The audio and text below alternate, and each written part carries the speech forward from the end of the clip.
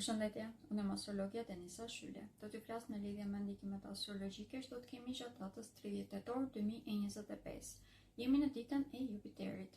Ne vazhdojmë në udhëtimin e saj tek shenja ujorit. Gjatë gjithë ditës mund të ndryshojmë shumë shpesh mendimin dhe mund të bëjmë dhe një ndryshim të shpesh të anës tonë emocionale. Mënyrë se mund të shmangim probleme që do të shkaktojnë nga kjo, është të kemi një ide bazë të asaj se çfarë na duhet të bëjmë. Dhe t'i lëmë vend edhe të papritura, duke qenë se hëna do të jetë në një kënd pozitiv me Venusin. Mund të kemi edhe surpriza të këndshme. Këto surpriza në përgjithësi do të jetë në lidhje me çështje sentimentale dhe mund të kemi edhe zhvillime në lidhje me të ardhurat materiale. Në mbasdite, hëna do të kalojë në kënd negativ me Jupiterin dhe kjo do të thotë që mund të jemi pak më të hapur ndaj aksidenteve.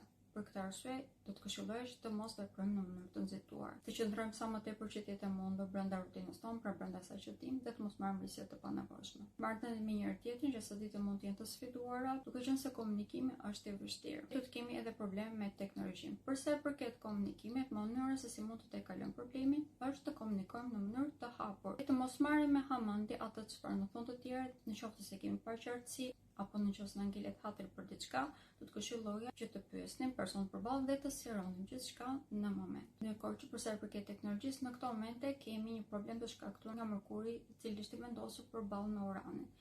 Kjo është më tepër në lidhje me shpërndarjen e informacioneve, prandaj mund të preken në mënyrë të dukshme të gjitha rrjetet sociale. Mund të kemi shpërndarjen e informacioneve të rrema, po ashtu edhe të viruseve, prandaj do të këshilloj që të mbronim aparatet tona, të qëndrojmë larg profileve apo mesazheve të cilat na vijnë nga persona të cilët nuk i njohim. Do të ishte dobishme që të bënim kopje edhe të gjitha dokumentave digjitale. Ndërkohë që emailët apo mesazhet të cilat na duhet të dërgojmë për punë, do të këshilloj që të dërgohen në disa forma të ndryshme në mënyrë që të jemi të sigurt. Faleminderit të gjithëve dhe më ndiqni për informacione të tilla në lidhje me astrologjinë dhe me yjet.